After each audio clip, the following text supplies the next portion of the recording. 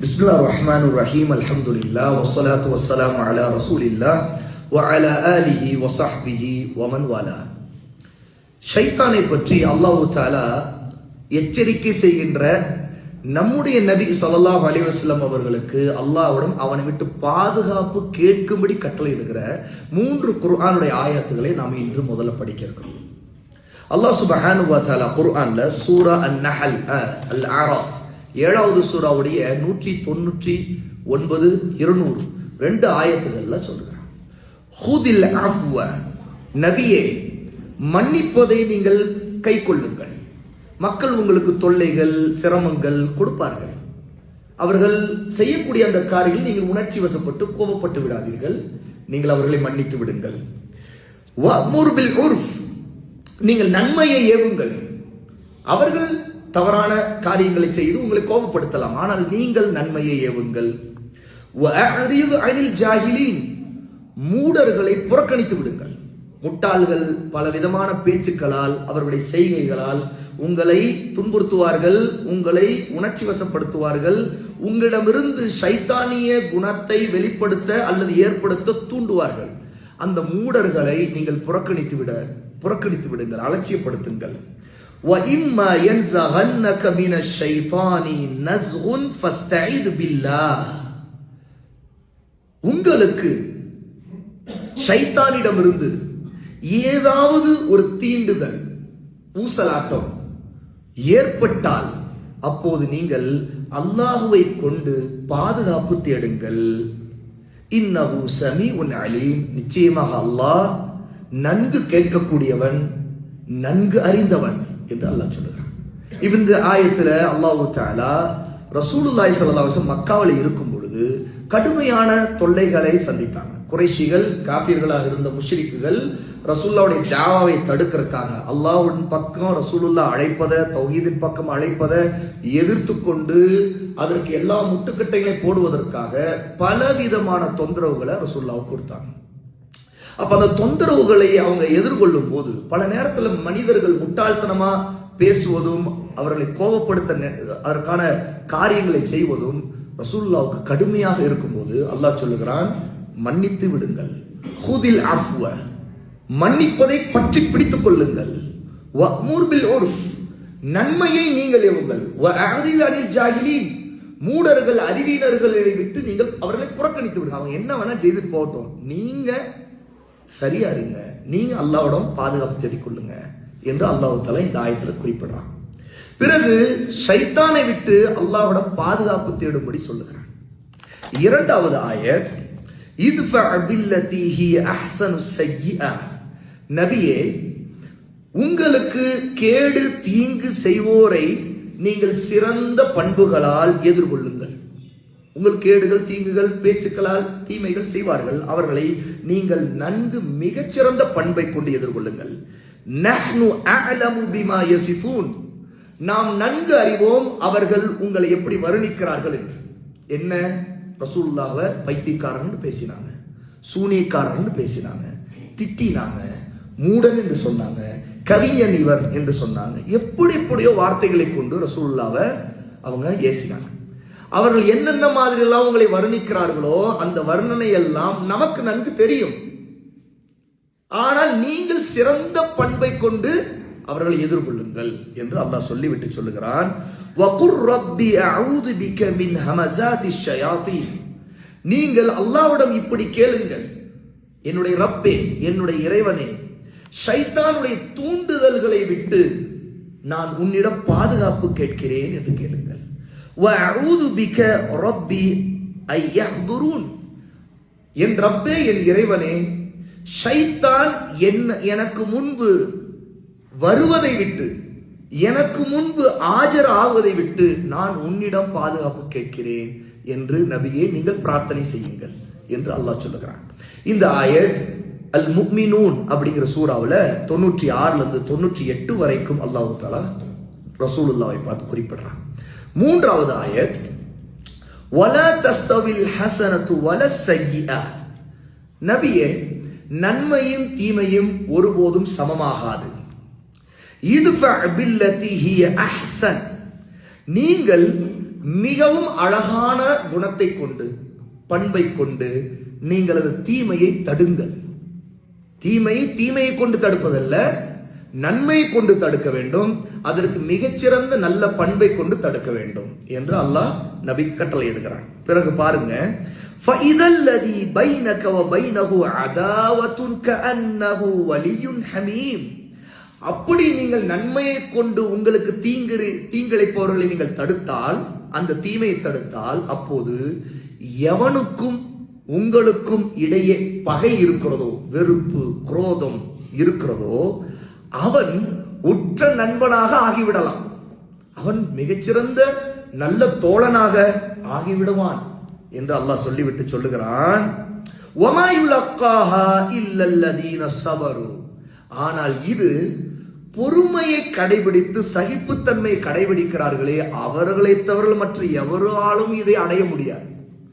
அதாவது ஒருவன் கேடு செய்யறான், அவனை நன்மையை கொண்டு எதிர்கொள்ளணும், ரொம்ப பொறுமை வேணும்.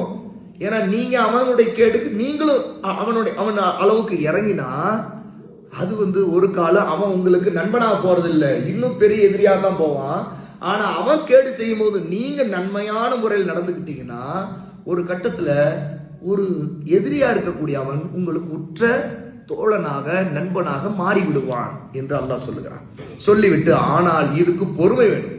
பொறுமை உள்ளவர்களுக்கு தவிர வேறு எவராலும் இதை அடைய முடியாது. وَمَا يُلَقَّاهَا إِلَّا ذُو حَظٍّ عَظِيمٍ. இன்னும் மகத்தான பாக்கியத்தை அடைகிறார்களே அவர்களை தவிர எவராலும் இதை அடைய முடியாது. ஏன்னா கேடு செய்வன்ட்ட நல்லவனா நடந்துக்கிறது, அவனுக்கு நல்லதும் செய்யறது அப்படிங்கிறதுக்கு அது சாதாரண விஷயம் இல்லை. பொறுமை வேணும். ஆனா அந்த பொறுமைக்கு மிகச்சிறந்த மிக மகத்தான கூலி இருக்குதா அல்லாஹ்விடம். ஏன்னா மிகப்பெரிய கூலி. அந்த கூலியை யார் அடைவாங்களோ அவங்களால மட்டும்தான் அந்த பொறுமையை அடைய முடியும் அப்படின்னு அல்லாஹ் தஆலா சொல்றான். சொல்லிட்டு சொல்றான் பாருங்க, وَإِمَّا يَنزَغَنَّكَ مِنَ الشَّيْطَانِ نَزْغٌ. ஆனால் ஷைத்தானிடமிருந்து ஏதாவது ஒரு தீண்டல், ஒரு ஊசலாட்டம் உங்களுக்கு ஏற்பட்டு விட்டால் ஃபஸ்தஈது பில்லாஹ், நீங்கள் அல்லாஹ்வை கொண்டு பாதுகாப்பு தேடிக் கொள்ளுங்கள். இன்னஹு ஹுவஸ் ஸமீஉல் அலீம். நிச்சயமாக அல்லாஹ் அவன் அஸ்-ஸமீ', நன்கு கேட்கக்கூடியவன், அல் அலீம், நன்கு அறிந்தவன் என்று அல்லாஹ் தஆலா இந்த ஆயத்துல சூரா அஸ்-சஜ்தா ஹமீம் சஜிதாவுடைய 41வது சூறாவுடைய 34 36 ஆயத்துகள் வரைக்கும் அல்லாஹ் தஆலா குறிப்பிடுறான். இந்த 3 ஆயத்துகள் இருக்குதே, முதல் விஷயம், இந்த 3 ஆயத்துகளும் ரசூலுல்லாஹ்வை பார்த்து அல்லாஹ் சொல்றாங்க. ரெண்டாவது விஷயம், ரசூலுல்லாஹ்வுக்கு அல்லாஹ் ஆறுதல் சொல்லுகிறான். உங்களுடைய எதிரிகள் உங்களோட கெட்ட நடத்தைகளால், கேவலமான வார்த்தைகளால், உங்களை திட்டுவதால், உங்களுக்கு தொந்தரவு கொடுப்பதால் நீங்க உணர்ச்சி வசப்பற்றாதீங்க. உடனே அவர்களுக்கு நீங்க பதிலடி கொடுக்கவும், அவர்களை நீங்க பழி தீர்க்கவும் நீங்க இறங்கிடாதீங்க. அப்படி இறங்கினீர்கள்னா என்ன ஆகும்னு கேட்டா நீங்க கோபப்படுவீங்க. அந்த கோபம் ஷைத்தான் புறத்திலிருந்து வருவதா இருக்கும். ஷைத்தான் என்ன செய்வான்? உங்களை ட்ரிகர் பண்ணுவான், தூண்டி விடுவான். இன்னும் அவன் உன்னை எப்படி பிறந்துட்டான், நீ யாரு அப்படி தூண்டி விடுவான். உன்னிடமே நடக்கிறான், சும்மா விடாது அப்படின்னு தூண்டி விடுவான். இப்ப ஷைத்தான் நம்மள தூண்டுறா இல்லையா? நாம யாரு, நம்முடைய லெவல் என்ன, நம்முடைய வசதி என்ன, நம்முடைய அந்தஸ்து என்ன, பதவி என்ன, நம்ம படிப்பு என்ன, நமக்கு இருக்க அதிகாரம் என்ன, நமக்கு இருக்கிற நட்பு வட்டம் என்ன, நம்ம சொந்த ஊர்ல வேற இருக்கிறோம், எப்படிப்பட்ட ஆளு, என்னிடம் நீ இப்படி நடந்து உன்னை சும்மா விட மாட்டேன், என்ன நடக்குது பாரு. அடுத்து பேச்சில இருந்து அந்த வார்த்தை ஆரம்பிக்கும், அடுத்து கைகளுக்கு போகும், அது ஒரு பெரிய பிரச்சனையா மாறும். ஏன்னா ஷைத்தான் கோபத்தில் இருக்கிறவனை தூண்டிவிட்டு, கோபத்தால் அவனை தூண்டிவிட்டு எல்லா கேடையும், அந்த கேடு பல கேடுகளாக, பல பிரச்சனைகளாக, ஆபத்துகளாக ஆகுவதற்கு ஷைத்தான் காத்து கொண்டிருப்பான். ஏன்னா மனித இனத்திற்கு மக்கள் இப்படி சண்டை போட்டு மனித இனம் நாசமா போகணும் அப்படிங்கறத ஷைத்தான் எதிர்பார்த்து கொண்டிருப்பான். அப்போ இதுல ரசூலுல்லாஹ்வுக்கு அல்லாஹ் சொல்றான், ஷைத்தான் இப்படி உங்களை தூண்டுவான் அப்படிங்கறத எச்சரிக்கை செய்யறான். இப்ப இந்த ஆயத்துகள்ல இந்த தூண்டி விடுவது அப்படிங்கறத பத்தி சொல்லும் போது, தீண்டுவது அப்படிங்கறத பத்தி சொல்லும் போது, ஷைத்தானோடு சம்பந்தப்பட்ட இந்த விஷயத்துல அல்லாஹ் தஆலா நஸ்குன் அப்படிங்கிற வார்த்தையை பயன்படுத்துகிறார். உலமா கல்வியாளர்கள் நஸ்குன் அப்படிங்கிற வார்த்தையை விளக்கி இருக்கிறாங்க. நஸ்குன் ஏன்னா அல்லாஹ் சொல்றான் பாருங்க,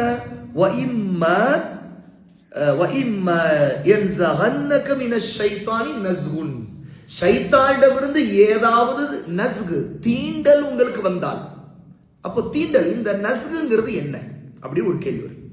அரபியில நஸ்கு அப்படிங்கிற வார்த்தைய மனிதன் விஷயத்துல சொன்னா, மனிதன் ஒரு சின்ன அசைவு, அவனுடைய உடம்புல இருந்து ஒரு சின்ன அசைவு வந்தா அதுக்கு பேர் நசுக்கு.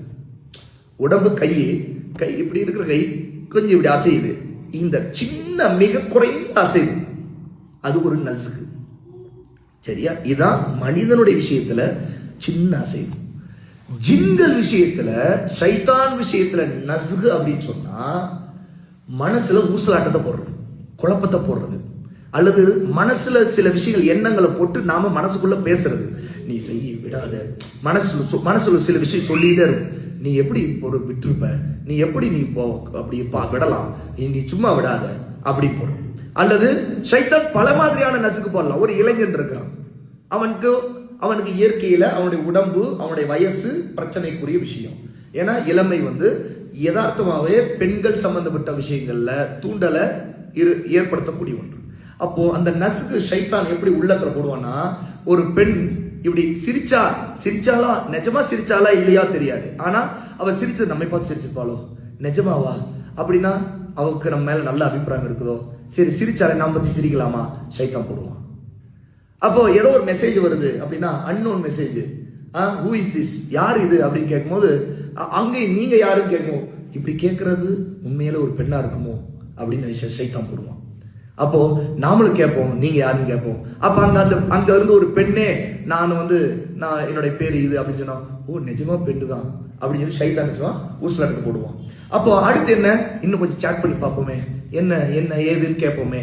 அப்புறம் இப்படி ஷைத்தான் அங்க ஒரு ஆம்பளையே இவன்கிட்ட ஃப்ராடு பண்றதுக்கு, இவன்கிட்ட ஏதோ பணத்தை கறக்கறதுக்கு அவன் இன்ஸ்டாகிராம்ல மெசேஜ் பண்ண என்னென்னவோ பண்ணிட்டு இருந்தாலும் ஷைத்தான் என்ன செய்வான், அங்க ஆம்பளை தான் எல்லாம் செய்துட்டு இருப்பானாலும் ஷைத்தான் போடுவான், ஒரு பெண்ணு தான், நீ நல்லவன நடந்துக்க அப்படி ஷைத்தான் போடுவான்.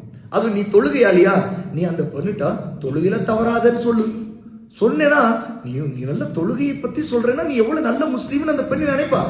நினைக்க என்ன ஆகும், அந்த பெண்ணு மேல ஒரு அந்த பெண் நிஜமாவே ஒரு பெண்ணா இருந்தா, அவர் நல்லவருங்க, அவரு தொழுகிறியா ஹிஜாப் போடுறியான்னு தான் கேட்டாரு, அப்படிப்பட்ட நல்லவர், அப்படிப்பட்ட ஆளை தான் நான் கல்யாணம் பண்ணுங்கிறத அந்த பெண் சாட் பண்ணிட்டு இருப்பான். அப்ப ஷைத்தான் இந்த நசுக உள்ளத்துல ஊசலாட்ட வஸ்வாஸ், அதைத்தான் நம்ம வழக்கத்துல வஸ்வாஸ்ன்ற வார்த்தை கொண்டு சொல்றோம். வஸ்வாசி வஸ்விசு ஃபீ சுதூரின் நாஸ் மினல் ஜின்னத்தி வன்னாஸ். ஷைத்தான் அந்த வஸ்வாசை ஊசலாட்டத்தை ஊட்டக்கூடிய மறைந்திருந்து பண்ணக்கூடிய ஷைத்தான் இருக்கிறாங்க. அது வெளிப்படைய மனிதர்கள்லயும் ஊசலாட்டம் மனசுக்குள்ள ஒரு வஸ்வாசம் போட்டு. ஒரு வியாபாரி இருக்கிறான், அந்த வியாபாரி இன்னொரு வியாபாரி பொருள் வாங்கி விற்கக்கூடியவர். இவர் சில்லறை வியாபாரி, அவர் மொத்த வியாபாரி. அவர் சொல்லுவாரு, இப்போ ஒரு பொருள் வந்திருக்குது, இப்ப நீங்க வாங்குனீங்கன்னா இந்த ரேட்டுக்கு இப்ப கிடைக்கும், உடனே வாங்கிருங்க அப்படிம்பாரு. பெரிய லாபம் உங்களுக்கு இருக்குன்னு போட்டுருவாரு, சொல்லிடுவாரு. அவர் சொல்லிட்டு போன வச்சிருவாரு, அல்ல நேரம் சொல்லிட்டு போயிடுவாரு. இவருக்கு அது வியாபாரம் ஆகுமா, அவ்வளவு முதலீடு போட்டு வாங்கி வச்சுட்டு கடைசியில விக்காட்டி நமக்கு நஷ்டமாகுமே. ஒரு பக்கம் அந்த பயம் வரும், இன்னொரு பக்கம் ஒரு நசுக்கு, ஒரு ஷைத்தானும் நீ பெரிய பெரிய ஆளாயிலாம், அல்லது இந்த இதுக்கு முதலீடு போட்டு பெரிய கோடீஸ்வரனா போற, கொஞ்ச காலத்துல நீ லெவலே வேற அப்படின்னு ஷைத்தான் போட்டுக்கிட்டே இருப்பான். அப்போ அந்த பேராசையை போட்டு ஷைத்தான் என்ன செய்வான், கெடுத்துருவான், அல்லது அழிவை கொண்டு வருவான், நஷ்டத்தை கொண்டு வருவான், நாசத்தை கொண்டு வருவான். இப்படி எத்தனையோ விதத்துல ஒவ்வொருத்தருக்கும் ஒருத்தரை வீழ்த்துவதற்கு, வழிகெடுப்பதற்கு எந்த மாதிரி நசுக, ஒரு தீண்டலை, வஸ்வாச, மனசுல சில எண்ணங்கள், ஊசலாட்டங்கள், பேச்சுக்களை, சிலர் மனசுக்குள்ள தாங்களா பேசிக்கிட்டு இருப்பாங்க, வாய் அசைப்பதெல்லாம் கொடுத்து, ஆனா மனசுக்குள்ள ஓடிக்கிட்டே இருக்கு, என்ன மனசுக்குள்ள ஓடிக்கிட்டே இருக்குன்னு சொல்லுவாங்க. நன்மையான விஷயத்துக்கு அது ஓடிக்கிட்டே இருந்து நல்லது பக்கம் அது செலுத்துச்சுன்னா அந்த மனசின் பேச்சு இருக்குது, அது மலக்குகளால் தூண்டப்படுவது. நம்மோடு இருக்கிற மலக்குகள் நன்மையானதை தூண்டி தூண்டி, இதை நீ செய், இது நல்ல காரியம், நீ நல்லதின் பக்கமோ சதக்கா செய், அல்ல நல்ல விஷயத்தை செய்யறதுக்கு தூண்டி கொண்டே இருந்தா அது நன்மையிலே இருந்து, மார்க்கம் சொல்லி இருக்கிற முடிவு இருந்தா அது மலக்குகளின் தூண்டல். ஆனா ஒரு கெட்ட விஷயம் நமக்கு தெரியுது, இது தப்பு, அல்லது அவையா இருக்குது, இந்த மாதிரி ஏதாவது ஒண்ணு இருக்குது, ஆனா மனசுக்குள்ள ஷைத்தான் போட்டுக்கிட்டே இருக்கும். இந்த ஒரு பேச்சு உள்ளுக்குள்ள ஓடிக்கிட்டே இருக்கும். வெளியில யார்கிட்டயும் அவர் பேச மாட்டார், ஆனா உள்ளுக்குள்ள பேசிக்கிட்டே இருப்பாரு. அந்த ஷைத்தானோட பேச்சு நடந்துகிட்டு, அதுதான் நசுக்கு. இந்த மாதிரி ஏதாவது ஒரு நசுக்கு, தீண்டல், ஊசலாட்டம், நபியே உங்களுக்கு ஷைத்தானிடமிருந்து வந்தால் ஃபஸ்தைது பில்லாஹ், நீங்கள் அல்லாஹ்வை கொண்டு பாதுகாப்பு தேடுங்கள். இன்னஹு ஸமீஉன் அலீம். நிச்சயமா அல்லாஹ் இருக்கானே உங்களுடைய ரப்பு, அவன் ஸமீஉன், நன்கு கேட்கக்கூடியவன். அவன் நீங்க அல்லாஹ்வோட பாதுகாப்பு கேட்டீங்கன்னா அல்லாஹ் உங்களை பாதுகாப்பான். அவன் அலீம். அலீம், அவன் அனைத்து அறிந்தவன். உங்களுடைய பிரச்சனை, உங்களுக்கு இருக்கிற எல்லா சோதனையும் அனைத்தையும் அல்லாஹ் அறிந்தவன். அவன் நீங்க வேற வழிகள் எல்லாம் கடைபிடிக்காதீங்க. நாம எப்பவுமே என்ன செய்வோம், நமக்கு ஒரு பிரச்சனை வருதுன்னா நம்ம லெவலுக்கு என்னடா செய்யலாம்னு நம்ம மனிதர்கள் முயற்சி செய்வாங்க. ஆனா அல்லாஹ்வோட பாதுகாப்பு தேடுறதை விட்டுருவாங்க. எல்லாம் இவங்க எஃபர்ட் போட்டிருப்பாங்க, அல்லாஹ்வோட பாதுகாப்பு தேடிக்க மாட்டாங்க. அல்லாஹ்வுடைய பாதுகாப்பு அவங்களுக்கு கிடைச்சிருக்காது. அல்லாஹ் அனைத்தையும் அறிந்தவன் நம்பக்கூடியவன் ஒரு முஸ்லீம், அல்லாஹ்வின் பக்கம் சார்ந்து இருக்கக்கூடிய ஒரு முஸ்லீம் எப்பவுமே ரப்பின் பக்கம் தானே திரும்பணும். அப்ப அந்த ரப்பு எந்த ஒரு கட்டம் வந்தாலும் அவன் உதவக்கூடியவனா இருக்கிறான்னா அவன்கிட்ட பாதுகாப்பு கேட்கும். இதுல ஒரு அற்புதமான ஒரு விஷயத்த இமாம் இப்னு கசீர் ரஹிமஹுல்லாஹி தஆலா இந்த ஆயத்துகள் மூன்றையும் குறிப்பிட்டு ஒரு விஷயத்தை குறிப்பிடுறாங்க. மொத்த குர்ஆனிலேயே இந்த கருத்துல இந்த மாதிரி 3 ஆயத்துகள் தான் வந்திருக்குது. 4வது இன்னொரு ஆயத்து இதே மாதிரி வரல அப்படின்னு சொல்றாங்க. சொல்லிட்டு என்ன சொல்றாங்கன்னா, இந்த ஆயத்துகள் அல்லாஹ் தஆலா ஷைத்தானை விட்டு அல்லாஹ்விடம் பாதுகாப்பு தேடும்படி நஸ்க் ஹமசாத்னா தூண்டுதல்கள், தீண்டல்கள், வஸ்வாசுகள். அப்போ இதை விட்டு பாதுகாப்பு தேடும்படி அல்லாஹ் தஆலா நபி கட்டளையிடுறான். இங்க ஒரு விஷயத்தை தெரிஞ்சுக்கணும். ஆனா மனிதன் நம்ம கேடு செய்யும்போது கூட அவன்கிட்ட நல்லபடி நடக்கும் சொல்றான். சரியா? ஒரு எதிரியா இருக்கக்கூடியவன் அவன் நமக்கு கேடு செய்யறான்னா அவன்கிட்ட நீங்க மிகச்சிறந்த நல்ல குணத்தால் நல்ல பண்புகளால் அவனை எதிர்கொள்ளுங்க, அவனிடம் நீங்க மாறா நடக்காதீங்கன்னு சொல்லிட்டு நீங்க அப்படி நடந்தா உங்களுக்கு அவனுக்கு மத்தியில நல்ல நட்பு கூட வந்துடலாம், உங்களுக்கு நல்ல நண்பனா மாறிடலாம், உற்ற தோழனா மாறிடலாம் அப்படின்னு சொல்றான். இது எப்படி சாத்தியம்? அப்போ அவன் ஒரு சைத்தானா இருந்து மனிதன் தான், அவன் சைத்தானா இருக்கான். அவன் சில காரியங்கள் சைத்தான் வேலை செய்தான் நமக்கு எதிராக ஆகிறான். எதிரியா நமக்கு பல துரோகத்தையோ அல்லது சில கேடுகளையோ செய்யறான். அவன்கிட்ட எப்படி நல்லவனா நடக்கிறது அப்படி ஒரு கேள்வி வருதுல. அதுக்கு இமாம் இப்னு கஸீர் பதில் சொல்றாங்க, இந்த நசுக்குங்கிற அந்த தீண்டல்கள் மனிதன் புறத்திலிருந்து வந்துச்சுன்னா, நாம நல்ல குணத்தை கொண்டு அந்த மனிதனை அணுகினா, நல்லா நாடினா, ஒரு மனிதன்கிட்ட இயல்பா இருக்கக்கூடிய ஒரு ஃபித்ரத், ஒரு இயல்பு நல்ல குணம் இருக்கும். என்னன்னா, நாம அவனுக்கு இவ்வளவு கேடு பண்ணோம், இவன் நம்ம நல்லதே செய்யறானே, நல்லபடியும் நடந்துக்கிறானே அப்படின்னு ஒரு எண்ணம் வரலாம். அப்போ வரும்போது என்ன அவன் கேட்டா, அந்த எண்ணம் சேச்சா நம்ம அவனை பத்தி தப்பா நினைச்சிட்டு இருந்தோம், ஆனா அந்த ஆள் நல்ல ஆளு, நாம தான் தப்பா நினைச்சோம், நம்ம தப்பு தான், நம்ம இவ்வளவு தூரம் நடந்த பிறகு அவன் இப்படிதான் நடந்துக்கிட்டானே, நம்மை மன்னிக்கிறானே. சரியா? அப்போ ரசூலுல்லாஹ் அல்லாஹ் சொல்றான், ஹுதுல் அஃப், நீங்க மன்னிப்பை பற்றி பிடிங்கன்னு சொல்றான். அங்க குறைஷிகளா இருந்தாலும் ரசூலுல்லாஹ் இந்த மாதிரி நடந்து கொள்வதை பார்க்கும்போது அங்க இருக்கிற கடுமையான வெறுப்பை காட்டக்கூடிய ஒரு குறைஷி கூட, ஒரு கட்டத்தில் முஷ்ரிக்கா இருக்கக்கூடியவர் கூட, நாம என்ன மாதிரிலாம் அவருக்கு தொல்லை கொடுத்தோம், ஆனா அவர் எப்படி நடந்துக்கிட்டார். அப்ப இந்த ஃபித்ரத்தை அல்லாஹ் ஒரு வாய்ப்பை ஆக்கி அந்த எதிரியா இருக்கிறவன் நண்பன் ஆக்கி விட்டுருவான் அல்லாஹ். அப்போ ஒரு நட்பு தோழமை உருவாவதற்கு ஒரு கட்டத்துல நமக்கு எதிரியா இருக்கிறவங்க கூட நாம நல்லபடி நடந்ததுனால நல்லவனா மாறிடுவான், நம்ம இடம் நல்லபடி நடக்க ஆரம்பிச்சுவான் அப்படின்னு இருக்கு. சரியா? எனக்கு ஒரு ஞாபகம் வருது, இந்த இடத்துல சொல்றேன் உங்களுக்கு ஒரு வரலாறு குறிப்பு மாதிரி. ஒரு 17-18 வருஷத்துக்கு முன்னாடி கடுமையான வறுமையின் காரணமாக இரவு, அதாவது ஒரு நாளைக்கு இவ்வளவுதான் சாப்பாடு சாப்பிடணும், இவ்வளவுதான் கையில பைசா இருக்குறதுக்காக ஒரு ஹோட்டலுக்கு போய் சென்னையில மண்ணடியில ஒரே ஒரு பரோட்டா மட்டும் சாப்பிடுவேன் நான்.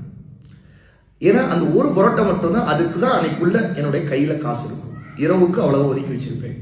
பகல்ல இவ்வளோ 5 ரூபாய்க்கு தான் மதியம் சாப்பிடுவேன். காலையில ஒரே ஒரு தோசை 5 ரூபாய்க்கு தான் சாப்பிடுவேன். இப்படி ஒரு வாழ்க்கை. அப்போ அந்த நேரத்தில் இரவுல ஒரு பிரபலமான ஹோட்டல், அங்க போய் ஒரே ஒரு பரோட்டா சாப்பிடுவேன். தினமும் போவேன், ஒரே ஒரு பரோட்டா சாப்பிடுவேன். இந்த டிப்ஸ் வாங்குறதான வழக்கம். அப்போ முதல் அது பிரபலமான ஹோட்டல், நிறைய பரோட்டா சாப்பிடுவாங்க, நிறைய வெரைட்டிஸ் இருக்கு. அந்த கடையில போய் ஒருத்தர் உட்கார்ந்துக்கிட்டு ஒரே ஒரு பரோட்டா அப்படின்னா, நான் உள்ள நுழைவது ஒரு பரோட்டாக்காரர் வந்துட்டாரு அப்படின்னு சொல்லிட்டு ஒரு மாதிரியா பார்ப்பாங்க. நான் அதை பொருட்படுத்த மாட்டேன். நான் போவேன், பிஸ்மில்லான்னு சாப்பிடுவேன், மாட்டை வந்துட்டு இருப்பேன். ஆனா அந்த சர்வ் பண்றவருக்கு ஒரு வித எரிச்சல், என்னை பார்த்தாலும் எரிச்சலும். நான் உள்ள நுழையும் போதே நீ போப்பா நம்ம என் டேபிள்ல போய் உட்காந்துட போறான் இருந்தாலும் அப்படி சொல்லி டேபிள் அவங்கவுங்க டேபிள் பிரிச்சு வச்சிருப்பாங்கல்ல சர்விங் பண்றவங்களுக்கு. அப்போ யாருமே அவங்க டேபிள்ல நான் உட்காந்து உடனே பார்ப்பாங்க, ஏன்னா ஒரே ஒரு பரோட்டா சாப்பிட்டு, அப்போ பரோட்டா எனக்கு நான் நினைக்கிறேன் ஒரு 8 ரூபாயோ 10 ரூபாயோ இருக்கலாம். ஆனால் கொஞ்சம் பெரிய பரோட்டா 8 ரூபா 10 ரூபா இருக்கும்னு நினைக்கிறேன். இப்போ அதே கடையில் இப்போ 25 ரூபா 30 ரூபா ஒரு பரோட்டா நினைக்கிறேன். அப்போ ஒரே ஒரு பரோட்டா சாப்பிட்றதுக்காக போய் உட்காந்து சாப்பிட்றோங்கும் போது கடுமையான எரிச்சல் வந்துருக்கும். சாப்பிட்றது ஒன்று, டிப்ஸும் கொடுக்க மாட்டேன், அமைதியாக சாப்பிட்டு நான் கிளம்பி போயிட்டே இருப்பேன். எனக்கு அவ்வளோதான் எனக்கு வசதி விடுச்சு. அப்போ ஒரு கடுமையான வெறுப்பை அவர் காட்டுறாருன்னு தெரிஞ்சிருச்சு. நான் என்ன செய்தேன், அடுத்த ஒரு நாள் போகும்போது அவர் புறக்கணிக்க நினைக்கிறாரு. அங்கே உட்காருங்க இங்கே உட்காருங்கன்னு நான் உட்காந்து சாப்பிட்டேன். நான் உட்காந்து சாப்பிட்டுட்டு அவர்கிட்ட கூப்பிட்டேன், நான் வந்து கடுமையான வறுமையில் இருக்கிறாள், எனக்கு கையில் இவ்வளோதான் பைசா இருக்குது, ஆனால் உங்கள் கடையில் இந்த பரோட்டா பிடிக்கனாலும் வந்து சாப்பிட்றேன். பரோட்டா தான் என்னுடைய பசி அடக்குது. நான் பரோட்டா சாப்பிட்ற கூட பசி அடக்குறதுனால சாப்பிட்றேன், அதனால தான் வரேன். இன்னும் சொல்ல போனால் இந்த பரோட்டாங்களோடு எனக்கு மலச்சிக்கல் வருது தான், ஆனால் பசி அடக்குறதுக்காக வந்து சாப்பிட்றேன். நீங்கள் புரிஞ்சுக்கங்க, எனக்கு வசதி இருந்தால் உங்களுக்கு நான் டிப்ஸை கூட கொடுப்பேன், சரியா? அதே மாதிரி ஒன்று தான் சாப்பிட முடியுதுன்னா எனக்கு நீங்கள் இப்போயே தெரிஞ்சுக்க வேணாமா, நீங்கள் இப்படி நடந்துக்கிறீங்களே யோசிச்சு பாருங்க அப்படின்னு சொல்லிட்டு அப்போ வந்து ஒரு பேம்ப்ளெட் வச்சுருப்பேன். அது நான் முஸ்லீமாக இருந்தால் அவங்களுக்கு இஸ்லாமை பற்றி ஒரு அறிமுக பேம்ப்ளெட், இதை படிங்க, இதுக்கும் என் சம்மந்தப்பட்ட சாப்பாட்டுக்கு இதுக்கெல்லாம் சம்மந்தம் இல்லை, ஆனால் இறைவனை அறிவிக்குங்க அப்படின்னு சொல்லிட்டு இஸ்லாமிய தாவா பேம்ப்ளெட் ஒன்று கையில் கொடுத்துட்டு வந்தேன். சுப்ஹானல்லாஹ், அடுத்த நாள் அவர் கண்ணீர் விட்டுட்டாரு. நான் போகும்போது எப்படின்னா ஒரு ரொம்ப ஃபீல் பண்ணிட்டார். எந்த அளவுக்கு நானே காசு வாங்க மாட்டேன்னு சொல்றது மட்டும் இல்ல, அவர் வந்து நான் நிறைய சாப்பிடணும்னு சொல்லிட்டு தன்னுடைய ஸ்பான்சர் மாதிரி நீங்க சாப்பிடுங்க ஜி சாப்பிடுங்க ஜி சாப்பிடுங்க ஜின்னு சொல்லிட்டு விட மாட்டேன்ட்டாரு. நானும் ரொம்ப எனக்கு சங்கடமா இருக்குது. நீங்க ஏன் இல்ல எனக்கு நீங்க எப்போ வந்தாலும் இனிமேல் நீங்க நம்ம டேபிள்ல உட்காரணும், நீங்க இனிமேல் இங்கே தான் வாங்க, நான் அந்த நோட்டீஸ்ல படிச்சேன், நீங்க கொடுத்தெல்லாம் படிச்சேன் நான் அப்படின்றாரு. சுப்ஹானல்லாஹ், என்னால மறக்க முடியாது அந்த மனுஷரை. அதுக்கு பிறகு சில நேரத்தில் நான் போறதுக்கு நான் சங்கடம். ஏன்னா அவர் சில நேரத்துல பொதுவா நான் அப்போ ஒரு பரோட்டா சாப்பிட்ற மாதிரி தான் போயிட்டு இருந்தேன். அவர் வந்து ஒரு ஆம்லெட்டா சாப்பிடுங்க, ஏன் சாப்பிடல அப்படிம்பாரு. அப்புறம் சில நேரத்துல கூடுதலா அந்த சில ஸ்பெஷலான ஐட்டங்களை கொண்டு வந்து அவர் வைப்பார். சர்வர் தான். நான் சொன்னேன், இல்லை நான் அப்படி சாப்பிடக்கூடாது, நீங்க ஆம்லெட் இப்போ எப்படி இது யாரு கணக்கு அப்படின்னு கேட்டேன். இது நீங்க என் மேல உள்ள பிரியத்துல நீங்க கொடுத்தீங்கன்னா அது வந்து முதலாளி, உங்களுடைய முதலாளி நாளைக்கு கேள்வி, அப்புறம் நீங்க மறைக்கிற மாதிரி கூட்டுற மாதிரி, இது முதல்ல யார் கணக்கு இது அப்படின்னு கேட்டேன். இல்லை இது நான் ஸ்பான்சர், இது நான் இதுக்கு ஒரு ரூபா தான் நான் கொடுக்குறேன், அதனால நீங்க கட்டாயம் சாப்பிடணும். அவர் அவ்வளோ நண்பரா இன்னைக்கு வரைக்கும் போனால் அதுவும் குடும்பத்தோட வாங்கன்னு தான் கூப்பிடுவார். நீ குடும்பத்தோட தான் வந்து சாப்பிடணும் எங்க இடத்துல அப்படிம்பார். அவர் ஒரு ஊழியர் தான். ஏன்னு கேட்டா நடந்து கொண்ட முறை. இதே நான் வந்து கத்தி அறிவிருந்தா அப்படி இல்லை, உன்னை பத்தி கம்ப்ளைண்ட் பண்றேன் அப்படி இப்படின்னு நான் நடந்திருந்தேன்னா அவருக்கு இன்னும் கடுமையான வெறுப்பு என் மேல வந்திருக்கும். சுப்ஹானல்லாஹ், மறக்க முடியாது அந்த மனிதர். ஒரு நான் முஸ்லீம். ஒரு கட்டத்துல அவருக்கு தொடர்ந்து தாவா செய்ய ஆரம்பிக்கும் போது ஒரு கட்டத்துல எனக்கு ரொம்ப இஸ்லாம் பிடிக்குது, எனக்கு குடும்ப சூழல் அது இது நிறைய அவருடைய பிரச்சனையை சொல்வார், ஷேர் பண்ணுவார், நம்மிட பேசுவார். இது ஒரு விஷயம். அப்போ மனிதர்கள் நம்முடைய நல்ல அணுகுமுறைகளா அவனுடைய உள்ளம் வந்து சட்டுன்னு அந்த ஃபித்ரத்தை தூண்டி விட்டுருவோம். அதோட இயல்புல அல்லாஹ் கொடுத்துரு ஃபித்ரத்து, நம்ம பெரிய தப்பு பண்ணிட்டோம் அப்படின்னு அவர் வந்து பலருவார். நான் போனா ஒரு குற்ற உணர்ச்சியாவே இருக்கும். அதனாலே நான் சொல்லி நீங்க இனிமேல் குற்ற உணர்ச்சி கொள்ளாதீங்க, ஒரு தவறை நான் சரி பண்ணியாச்சு, எதுக்கு நீங்க எப்பவுமே ஒரு மாதிரியா குற்ற உணர்ச்சியோடு இருக்கிறீங்க, இல்ல எனக்கு ரொம்ப கஷ்டமா இருக்குது அதை நினைச்சு நீங்க இப்படி உங்கள்கிட்ட நடந்துட்டேனே அப்படின்னு வருவார். சாதாரணமா ஒரு குடும்பஸ்தர், சின்ன வயசு, ஒரு 25 வயசு தான் அந்த பையனுக்கு இருக்கும். அப்போ இது வந்து யதார்த்தமான உதாரணத்தை நான் சொல்றேன் சகோதரர்களே. ஆனா இங்க ஒரு விஷயம் என்னன்னு கேட்டா, அல்லாஹ் தஆலா மனித இன ஷைத்தான்கள் விஷயத்துல மட்டும் அல்லாஹ்வோட பாதுகாப்பு கேட்கும்படி கட்டளையிடும். இதனுடைய விளக்கம் என்ன அப்படிங்கறத இன்ஷா அல்லாஹ் நாளை நம்ம அமர்வுல பார்ப்போம். ரசூலுல்லாஹ்வுக்கும் ஷைத்தானை விட்டு ஜின்னின ஷைத்தான் விஷயத்துல மட்டும், மனித இனம் அல்லாத ஜின்னின ஷைத்தான் அல்லாஹ்வோட கொண்டு பாதுகாப்பு தேடிக்கொள் அப்படின்னு கட்டளையிடுவது காரணம் என்ன, அதை நாம இன்ஷா அல்லாஹ் நாளைக்கு பார்ப்போம். தவறாமல் வாங்க, தொடர்ந்து வந்து உட்காருங்க, சகோதரர்களை நண்பர்களை அழைச்சிட்டு வாங்க, உங்க குடும்பத்தாரை அழைச்சிட்டு வாங்க. இந்த மாதிரி கல்வி அமர்வுகள்லாம் உட்கார்ந்தாதான் சகோதரர்களே அவங்க இல்ம வளர்த்துக்குவாங்க, குடும்ப வாழ்க்கை சீராகும், எல்லாத்துலயும் நன்மை ஆகும் இன்ஷா அல்லாஹ். ஓகே, இன்னைக்கு 4 நிமிஷம் கூட ஆயிடுச்சு. நாளை வெறும் 20 நிமிஷத்துக்குள்ள முடிப்போம் இன்ஷா அல்லாஹ். ஓகே, பாரக்கல்லாஹு ஃபீக்கும், ஜஸாக்குமுல்லாஹு கைரன் வ கைரன் ஜஸா. அஸ்ஸலாமு அலைக்கும் வரஹ்மத்துல்லாஹி வபரகாத்துஹு.